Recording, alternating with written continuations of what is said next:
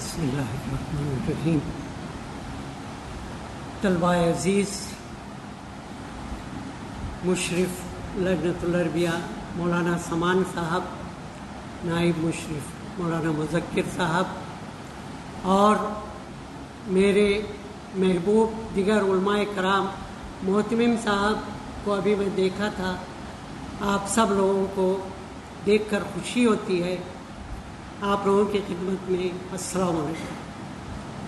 سب سے پہلے یہ کہوں گا، مولانا سمان صاحب نے جو کچھ بھی کہا، ناچیز کی کوئی حیثیت نہیں ہے بچوں. وہ ان کا اعزاز تھا، ان کا بڑپن تھا کہ اپنی دلی محبتیں، یہ سب بچے جو ہے اللہ نے ان کو بہت نوازا ہے. ان کے اندر جو خوبیاں ہیں اللہ بہت کام ہے. آپ لوگوں کو معلوم ہے کہ مولانا سمان صاحب اور دیگر ہمارے علماء کرام کس طرح میدان عمل میں سرگرم ہیں. آپ ان کو ایک آئیڈیل بنا کر آپ کو بھی انہی کی طرح بننا ہے. بس یہ ان کی اعلیٰ ظرفی تھی. بچوں، میں آپ سے مخاطب ہوں. میں کچھ جنرل نالج کے طور پر، اور جیسا کہ کہا گیا، یہ 15 اگست انڈیپینڈنس ڈے، اس کے بارے میں کچھ کہوں گا. میرے بچوں سے میری ریکویسٹ ہے کہ آپ لوگ باتیں غور سے سنیں اور اس کو اپنے ذہن میں نوٹ کریں. آزادی کے بارے میں بولنے سے پہلے بچوں، میں یہ کہنا چاہوں گا، یہ جو ترنگا نیشنل فلیگ آپ جو دیکھتے ہیں، اس کے کتنے رنگ ہیں؟ کتنے ہیں بیٹے؟ 3 رنگ ہیں. اوپر والا جو ہے کون سا ہے؟ کون سا ہے؟ سیفرن. وہ it shows courage and strength. یہ جو ہے طاقت اور ہمت کی علامت ہے. ذرا غور سے سنو. دوسرا جو ہے سفید، یہ فار پیس، امن کی نشانی. تھرڈ ون از گرین، یہ جو ہے خوشحالی، فرٹیلٹی. یہ 3 رنگ ہیں. اور بیچ میں اشوک کا ایک چکر ہے، اس میں 24 اسپوکس ہیں، 24 ہیں، اور وہ ہلکا نیلا رنگ کا ہے. یہ وہی بات. اب دوسری اہم بات، 15 اگست اور 26 جنوری میں جھنڈا لہرانے کا سسٹم الگ ہے. آپ لوگوں کو معلوم ہونا چاہیے 15 اگست کے دن روپ سے نیچے باندھا جاتا ہے فلیگ، ہے نا، اور نیچے سے اوپر لے جاتے ہیں، وہاں جا کے کھولتے ہیں. یہ مطلب اس کو فلیگ ہائسٹنگ کہتے ہیں. اور 26 جنوری کو اوپر ہی باندھا جاتا ہے، اس کو انفرل، ڈنڈے کو کھولتے ہیں. یہ 26 جنوری کو پہلا اس لیے کہ آزادی ملی. نیچے سے جاتا ہے جھنڈا، اوپر ہائسٹ کرتے ہیں اور یہ انفرل ہوتا ہے اوپر ہی. یہ 26 جنوری کا. دوسری بات یہ ہے، یہ جھنڈا 21 جولائی 1947 کو کنسٹیٹیوٹ اسمبلی میں پاس ہوا کہ یہ جھنڈا ایسا ہوگا، اور اس کو وینکیا نام کے آدمی نے بنایا ہوا تھا. یہ جھنڈا کا جو فلیگ کے بارے میں 1947 25 جولائی آزادی سے ایک سال پہلے، یعنی 2-4 مہینے پہلے یہ ہوا تھا. یہ وینکیا نام کے آدمی نے اس کو بنایا تھا. اب آگے چل کر آپ کو بتا دیں کہ 15 اگست کا جھنڈا جو لہرایا جاتا ہے ریڈ فورٹ، لال قلعے سے، وزیر اعظم لہراتے ہیں. کیونکہ جب ملک آزاد ہوا تھا تو دستور ہند کمیٹی بھی نہیں تھی، دستور نہیں بنا تھا. وزیر اعظم، پرائم منسٹر لہراتے ہیں ریڈ فورٹ پر. اور 26 جنوری کا جھنڈا پریزیڈنٹ آف انڈیا، ہندوستان کے صدر، معلومات کے لیے بول رہا ہوں، سننا چاہیں گے؟ یہ نالج ہے بیٹے، میں تم لوگوں سے ہی مخاطب. اب پریزیڈنٹ آف انڈیا راج پتھ پر اس کو لہراتے ہیں، دلی کے راج پتھ. یہ چیزیں ہیں جو فلیگ کے بارے میں کہا.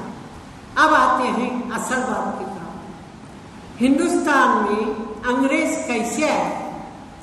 جہانگیر، مغلیہ سلطنت کا بادشاہ جہانگیر کا دور تھا. غور سے سنیں. انگریز تاجروں بن کر آئے، as a business man, as a merchant. آئے اور کہا ہم آپ کے ملک میں تجارت کرنا چاہتے ہیں، تو اس نے اجازت دے دی۔ اس وقت ہندوستان کے راجا مہاراجا آپس میں بہت لڑتے تھے ملک میں، تو انگریز بڑی چالاک اور عیار قوم تھی، انہوں نے ان سے کہا آپ کو ہم فوج دے سکتے ہیں۔ فوج دینے کے بہانے، میں بہت ہی مختصر شارٹ اینڈ سویٹ میں بول رہا ہوں، بالکل کم کر کے بول رہا ہوں، تاریخ نہیں دوہرا رہا ہوں، صرف معلومات کے لیے، تو وہاں سے ملک پر قابض ہو گئے۔ اس کے بعد ایسٹ انڈیا کمپنی نام کی ان کی کمپنی، پھر اس کے بعد ڈائریکٹ انگلینڈ سے یہاں پہ حکومت ہوئی۔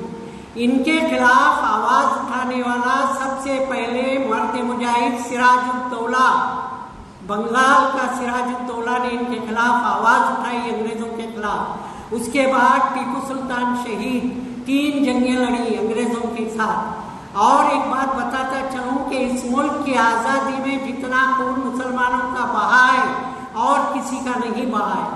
ہزاروں لاکھ علماء کرام، آپ کو معلوم ہے مولانا سمان بتائیں گے اور بھی آپ کے علماء بتائیں گے، شاہ وسیع اللہ صاحب، حضرت روحانی، سمجھ گئے، یہ سب لوگ تھے، حکیم اجمل خان، یہ سب تھے۔ اور آزادی میں زیادہ نام بھگت سنگھ کا لیتے، بھگت سنگھ کے ساتھ کون تھے؟ اشفاق اللہ خان تھے۔ بے شمار مجاہدین آزادی، انگریزوں نے لاشیں درختوں پر لٹکائی ان لوگوں، اور سید احمد شہید، کتنے لوگ ہیں، انگنت لوگ ہیں۔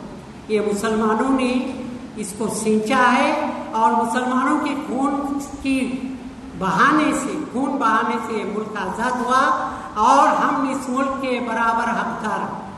اب بیٹے بات آگے بڑھاتے ہیں۔ جب یہ ملک انگریزوں کے چنگل میں تڑپ رہا تھا، ظلم ہو رہا تھا، ہندو مسلمانوں کو نفرت، ڈیوائڈ اینڈ رول، لڑاؤ اور حکومت کرو، آج بھی کچھ ایسا ہی ماحول ہے، وہ الگ بات ہے۔ تو 1857 میں بہادر شاہ ظفر، آخری مغل سلطنت کا تاجدار، بہادر شاہ ظفر کی قیادت میں 1857 کا غدر ہوا، پہلی جنگ آزادی، ہندو مسلم سب لڑے، اس کو جو ہے سپاہی سب نکل کر آ گئے۔ بہادر شاہ ظفر لال قلعے میں تھے، اپنے محل میں تھے، اور غداروں کی غداری کی وجہ بہادر شاہ ظفر اپنے محل میں قید ہو کر گئے۔ وہاں سے انگریز کامیابی کی طرف بڑھ ہی رہے تھے، وہاں ایک پہلی جنگ آزادی تو ناکام ہوئی، لیکن وہی پہلی جنگ آزادی تھی۔ رنگون لے جایا گیا بہادر شاہ ظفر کو، وہاں پر ان کے سامنے ناشتے کے طور پر ایک بڑے سے برتن میں کپڑا اڑا کر ان کے سامنے لے لیجیے آپ کا ناشتہ۔ کھول کر دیکھا تو ان کے بیٹوں کے سر تھے، ان کے بیٹوں کے کٹے ہوئے سر تھے۔ بہادر شاہ ظفر برما کی جیل میں رہے، وہاں میں انہوں نے لکھا، جو آپ لوگوں کو معلوم ہے کتنا ہے بد نصیب ظفر، 2 گز زمین نہ ملی کوئی یار میں، یعنی انہوں نے وہاں سے کہا، اور یہ ملک کی آزادی میں مسلمان ہیں، یہ تو پہلے کا۔ اس کے بعد مولانا ابوالکلام آزاد، مولانا محمد علی، مولانا شوکت علی، ان کو علی برادران کہتے ہیں، ان لوگوں نے بڑھ چڑھ کر حصہ لیا۔ آپ کو یہ بات معلوم ہونی چاہیے بچوں کہ لندن میں ہندوستان کی آزادی کے سلسلے میں گول میز کانفرنس، راؤنڈ ٹیبل کانفرنس کہتے ہیں، وہاں پہ مولانا محمد علی جوہر گئے، وہاں انہوں نے کہا میں غلام ملک کو واپس نہیں جاؤں گا۔ آپ لوگ بور ہو رہے ہیں کیا؟ سنیں گے؟ انہوں نے کہا میں غلام ملک کو واپس، I don't want to go back to a sleeve country, Ghulam ملک کو نہیں جاؤں گا، یا تو آزادی کا پرانہ دے دو یا یہاں میری خبر دے دو۔ تو ہوا یہ کہ ان کا انتقال ہوا، اور ان کو مسجد اقصیٰ کے ہاتھ میں بیت المقدس میں دفن ہوئی۔ یہ مسلمانوں کی قربانیاں تھیں۔ اس کے بعد بہت کوششوں کے بعد، آپ بعد میں نام آتے ہیں، مہاتما گاندھی ہے، یہ تو ان کو پتا مہا کہتے ہیں ہندوستان کا، مہاتما گاندھی، پنڈت جواہر لال نہرو، لوک مانیہ تلک، ایسے بہت تھے۔ اور گاندھی جنہوں نے ہندوستان کو آزادی دلائی، ان کو مارنے والا نتھورام گوڈسے تھا۔ हुआ क्या था, शेरवानी पहन के, टोपी पहन के, दाढ़ी रख के देखने वालों को लग रहा था कि मुसलमानी है। वहाँ पे जब आ रहे थे तो उनको गुजरात में उनके आश्रम के पास गोलियां चला दिया और वो जमीन पर गिर गए। लोगों में अफवाह, पहले मुसलमानों ने मारा, बहुत फसाद है। बाद में मालूम हुआ नथुराम गोडसे का, गोडसे फैमिली अभी भी है महाराष्ट्र में। तो बच्चों, ये मुल्क सबसे बढ़कर मुसलमानों की खून से सींचा गई आज़ादी है। और इस तरह 15 अगस्त 1947 को आया। मेड इट वेरी शॉर्ट, कम कर दिया, मैं पूरी बातें नहीं बताया। और एक बात, मौलाना मोहम्मद अली जौहर के बारे में मैं बताया तो उन्होंने एक शेर कहा था, कुछ अशार कहे थे, तुम यूं ना समझना कि फना मेरे लिए है, तुम यूं ना समझना कि फना मेरे लिए है, पर गैब से सामान्य बका मेरे लिए है। जो पैगाम मिला था हुसैन इब्न अली को, वही पैगाम बका मेरे लिए। ऐसा कहे और वापस नहीं आए। फिर बहरहाल 1947 15 अगस्त हिंदुस्तान को आज़ादी मिली। पहला गवर्नर जनरल लॉर्ड माउंटबेटन थे और पहले वजीर आजम पंडित जवाहरलाल नेहरू थे। पहले वजीर तालीम मौलाना अबुल कलाम आज़ाद थे। उनको अबुल कलाम इसलिए कहा गया, वो छोटी सी उम्र में एडिटर थे अल हिलाल पेपर के, और ये मौलाना मोहम्मद अली साहब कामरेड और जैसे अखबारात निकाला करते थे।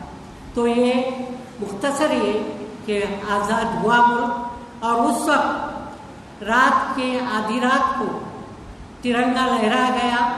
पंडित जवाहरलाल नेहरू ने कहा कि will wipe every tear from every eye, हम इस मुल्क के हर एक शहरी के आंसू पोंछेंगे। अब कितने आंसू पोंछे जा रहे हैं आज़ादी मिलकर। अभी ये यादगार आज़ादी है, because you are celebrating 75th mid platinum jubilee, Amrit Mahotsav नाम से घर घर तिरंगा, ये सब कुछ हो रहा है। बहरहाल इस आज़ादी के खास और खास एजाज मिलना चाहिए तो मुसलमानों को मिलना चाहिए, दूसरे लोग भी हैं। और टीपू सुल्तान शहीद, नवाब सिराजुद्दौला, बेगम अख्तर महल, बेगम हजरत महल, इन लोगों ने बहुत कुछ इसमें हिस्सा लिया है। बहरहाल हिंदुस्तान 15 अगस्त 1947 को आज़ाद हुआ, और उस आज़ादी की याद में हर 15 अगस्त को हर जगह झंडा लहराया जाता है। अभी जो है 75 साल हो गए हैं, आगे सेंटिनरी भी हो जाएगी। लेकिन असल आज़ादी क्या है? मुल्क के अवाम खुशहाल रहे, ये इसका मकसद था। कुर्बानियाँ देने वालों ने इसी से आज़ादी की दीद दिलाई थी। और अंग्रेज़ तो चले गए, लेकिन उनकी हुकूमत का नमूना थोड़ा बहुत रह गया है, अल्लाह करे। और हमारे गैर मुस्लिम भाई बहुत सारे हैं, उनको मालूम है। हमें हाल में एक जगह पे बात हो रही थी तो जलसा ही था, वहाँ पे गैर मुस्लिम ने कहा कि जितना नेताजी सुभाष चंद्र बोस का नाम लिया जाता है, उनके साथ कैप्टन शाहनवाज खान, उन्होंने सुभाष चंद्र बोस के शाना बशाना अंग्रेजों के खिलाफ लड़ा। ये याद रखो ये नाम। और जब हिंदुस्तान पाकिस्तान की जंग हुई थी, कर्नल इसको हवालदार अब्दुल हमीद पाकिस्तान की जंग में कई टैंक तोड़े, ब्रिगेडियर मोहम्मद उस्मान, ऐसे जियाले। इस मुल्क के हम लोग वफादार हैं, हुब्बुल वतनी से सरशार हैं, हमारे वफादारी पर कोई शक न करें। अब इस तरह हम लोग हर 15 अगस्त को यादगार के तौर पर ये झंडा लहराते हैं। पहले मैंने बताया कि 15 अगस्त और 26 जनवरी का फ़र्क क्या है। 26 जनवरी हमारा दस्तूर बनाया गया, उसकी यादगार में, और 15 अगस्त हमारा मुल्क आज़ाद हुआ, उसकी याद में। बस आप लोगों से एक रिक्वेस्ट है कि लोकल लैंग्वेज पे अबूरियत हासिल करें, कन्नड़ा लैंग्वेज, ताकि गैर रियासत के लोगों पर, गैर मुस्लिम जो हैं वो कन्नड़ा ज़बान बोलते हैं, उन तक हमारा पैगाम पहुँचाएँ, अपनी बातें पहुँचाएँ। इसलिए कन्नड़ा है, इंग्लिश है, इस पर अबूरियत हासिल करें। आप, मुझे नाज है, हमारे पढ़ाने वाले कितने हैं, हमारे जितने उलमाए कराम हैं, इन सब लोगों की अंग्रेजी भी अच्छी है। आप लोग इनको आइडियल बना लें, बहुत काम हो रहा है शहर में, आपको मालूम है। और टीपू सुल्तान पर जो मौलाना इलियास साहब ने किताब लिखी, उसको पढ़ लीजिए। और बहुत सी नॉलेज मौलाना समान साहब भी खास करके मुसलमानों का क्या हिस्सा था बताएंगे। बस ये बहुत ही मुख्तसर तौर पे मैंने आपको बता दिया, इसमें कुछ ऊंच नीच भी हो सकता है, बस आप लोगों से मुखातिब था, इतना कहकर मेरी बात को ख़त्म करता हूँ। अल्लाह आप लोगों को सही मानों में आलिम बाअमल बनाए और आप अमल के मैदान में सिपाही बनकर निकले, गैरों तक पैगाम पहुँचाए, ऐसा से बरतरी में ऐसा से कमतरी का शिकार ना हो। That is called inferiority complex. कभी भी ऐसा से कमतरी ना हो, हम बराबर के शरीक हैं, हमारा भी इस मुल्क की आज़ादी में बहुत बड़ा हिस्सा है, इस तरह हम लोग इस मुल्क के बराबर के हिस्सेदार हैं। इतना कहकर अपनी बात खत्म करता हूँ। जज़ाकल्लाह।